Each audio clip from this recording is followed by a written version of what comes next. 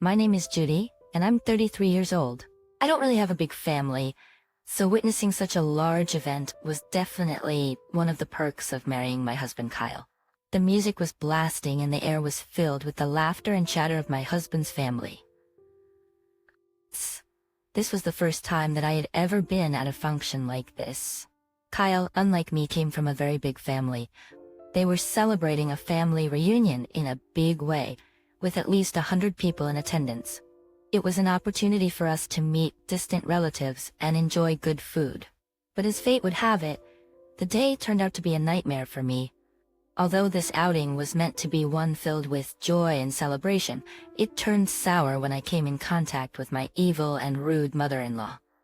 You see, she made it her life mission to disrespect and belittle me, especially because she was under the impression that I was unable to conceive. But she couldn't be more wrong. I just couldn't tell her the truth, at least not yet.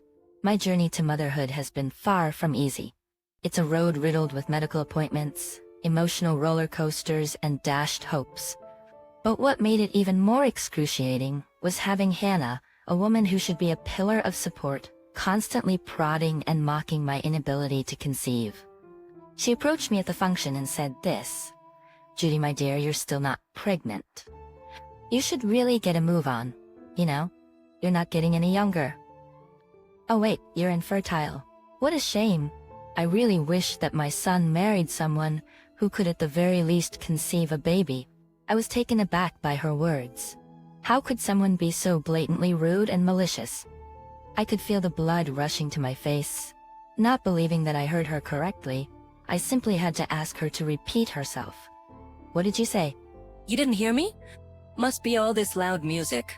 Hold on for 1 second.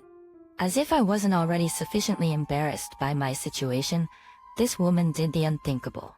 Because this was such a large event, Hannah walked over to the DJ and requested to use his mic. Attention, attention everyone. Everyone started to pay attention to what she was saying, and I had a deep dreading feeling of what was coming next. Some of you might know Judy, Kyle's wife. I wasn't going to do this, but I thought that this would be a great teachable moment for not only her but for everyone who is here at this event. We're all family, right? Noticing that this had bad news written all over it, my husband Kyle, who was somewhere off in the distance, started making his way to the DJ booth. He knew his mother all too well, and knew that she wasn't going to say anything positive about me. Unluckily though, he was way too far to reach her on time. If you turn your attention towards Judy, you'll see that she's not pregnant or carrying an infant. This is honestly shocking considering she's been married to Kyle for 5 years now. Anyhow, it's not her fault. I guess she is infertile after all. Although Kyle screamed this out, his unamplified voice was no match for the big and booming microphone his mother was using, so she continued. Don't worry, Kyle. This is a teachable moment. Judy, I know the truth is hard to hear, but you have to hear it anyways. You are infertile, and as a result of that, you're wasting everyone's time here. We're all not getting any younger, and I want to see my grandchildren. I think it would be best if you two did something like get a surrogate or a divorce. There I was, my face redder than any of the tomato dishes that were there, and with myriads of eyes looking my way. I'm serious, Judy. You should honestly consider doing something about that infertility. It's quite selfish and embarrassing. I said, I want to see my grandchild. Thankfully, she was cut off by Kyle, who finally got to her. I, for one, couldn't move at all. It was like I was frozen. It seemed like 100 pairs of eyes were looking at me all at once, and I just wanted the earth to open up and swallow me whole. I felt humiliated as everyone was looking at me.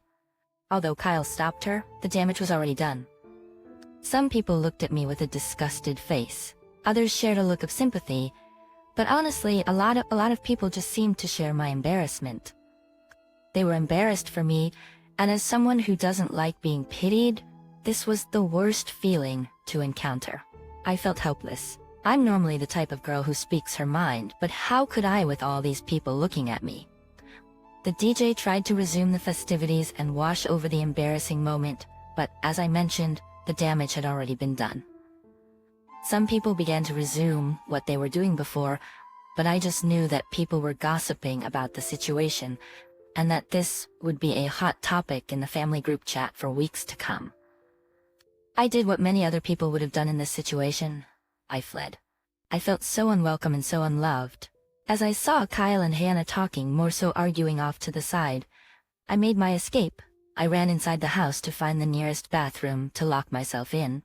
I cried and cried for what felt like hours, and then I got a knock on the door. It was none other than my loving husband, Kyle. What he said when he saw my red eyes and puffy cheeks shocked me. I swear to God, after today, I'm never speaking to that woman again.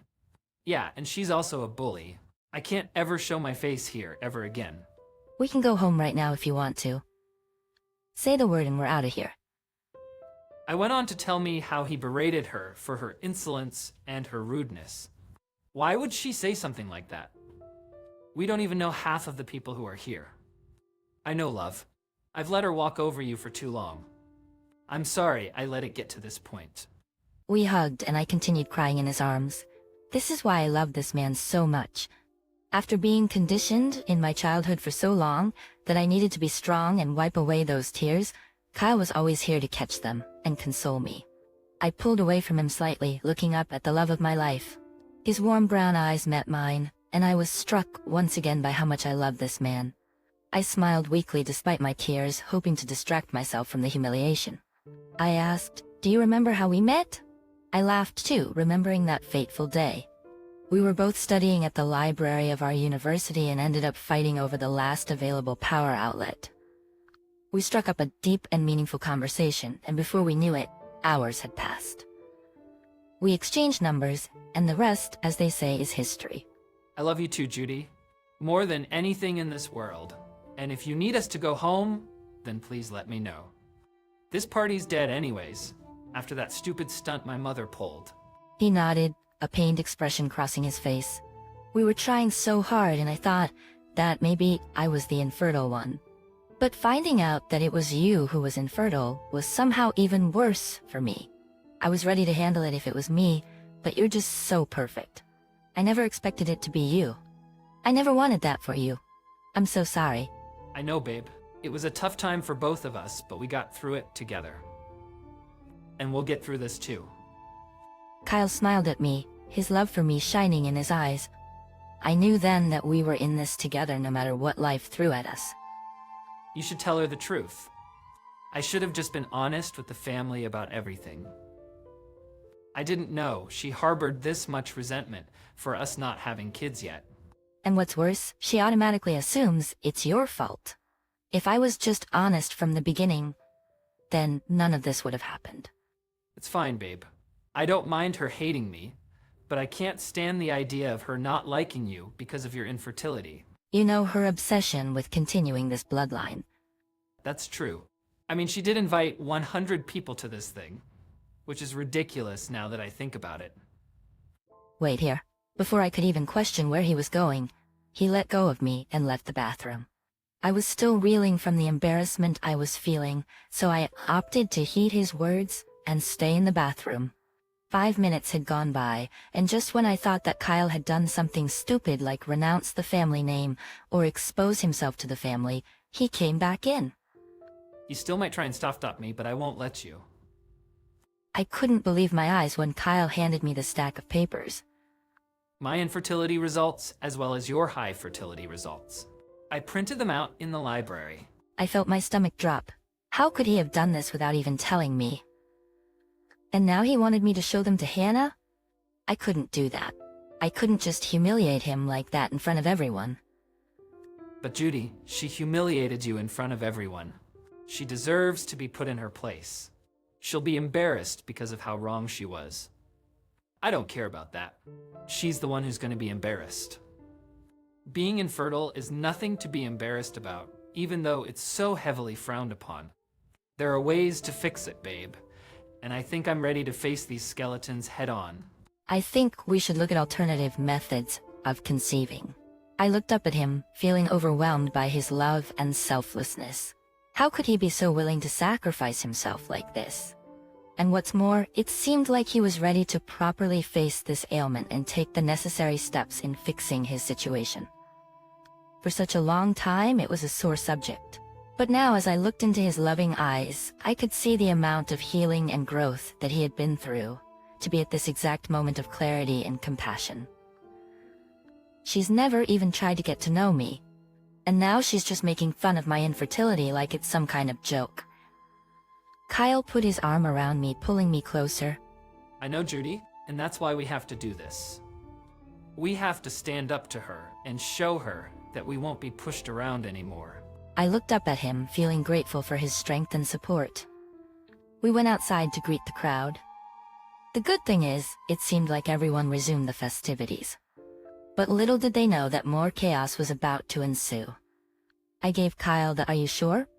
look one last time, and he confirmed his answer by leading me to the very same DJ booth that I was embarrassed at not so long ago. Kyle grabbed the mic and got everyone's attention. Attention, everyone, we have something important to say. People, for the second time during this event, whipped their heads in the direction of the booming voice coming through the microphone. Earlier today, my wife was attacked unfairly and quite rudely for no good reason.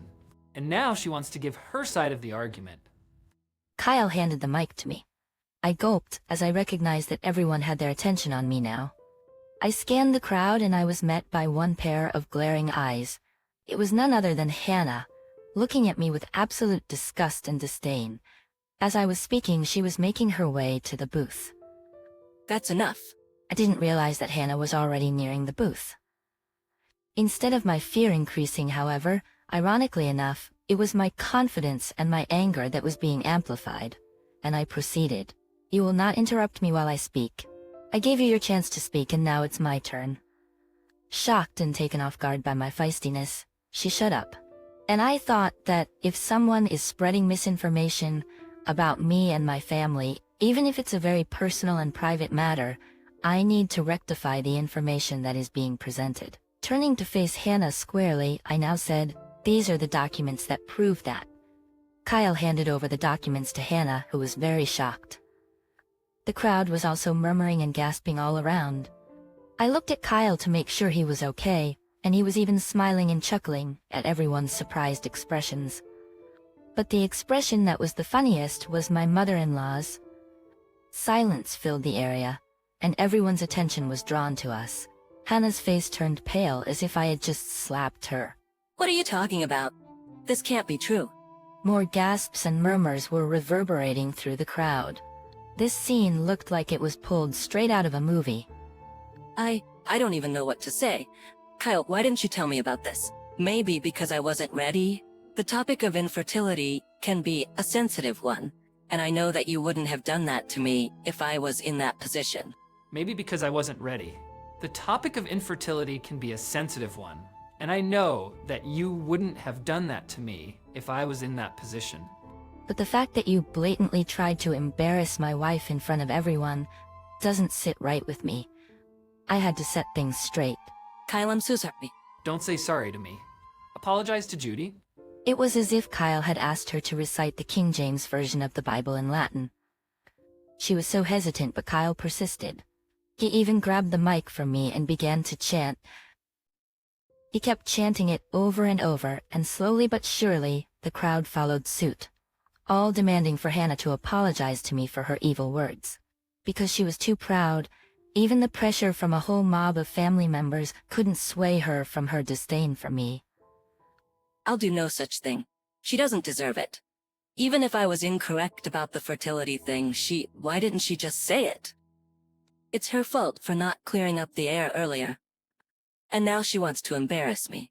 People began to boo at her like she was a terrible music artist performing a terrible set. Feeling embarrassed on her property, she ran inside the house, attempting to escape the judgment that was being passed. The story doesn't end there, folks. We resumed the festivities while Hannah spent the rest of the event held up in her room.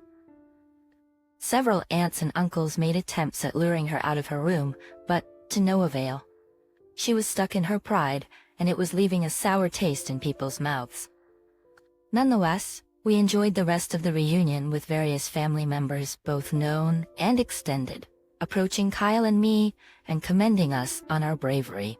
Some people were glad we finally put that woman in her place, and others didn't know the extent of her maliciousness reached this far. We ended the evening being closer. It truly felt like a big ol' happy family reunion by the end, which I was so grateful for. After the family reunion fiasco, I was exhausted and drained. But the next day we received a call from one of Kyle's aunts. She said that the family had a meeting and agreed that they wouldn't include Hannah in any future family events until she apologizes. They also recommended that we remain distant from her until she can grow up and take accountability. I agreed with the decision wholeheartedly. After all, I didn't want to be subjected to her cruel remarks again. I wasn't surprised by the decision, as I knew how stubborn and unapologetic Hannah could be. But it still stung to hear that our family was now officially divided due to Hannah's incessant hatred towards me. Kyle and I discussed the situation, and we both agreed that it was time to move on.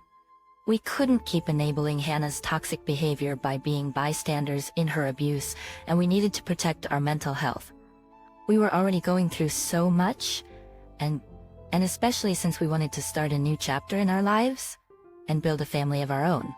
It was time to say goodbye to the drama and focus on building a happy, healthy life together.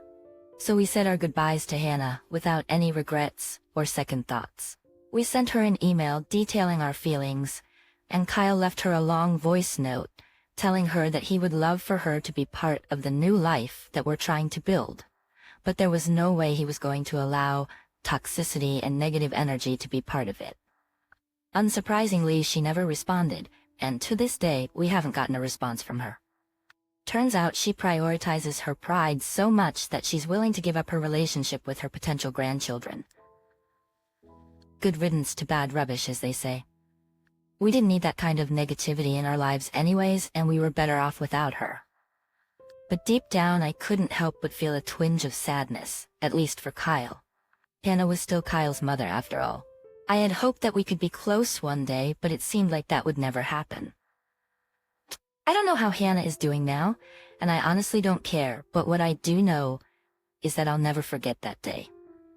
And I never let anyone make me feel inferior again.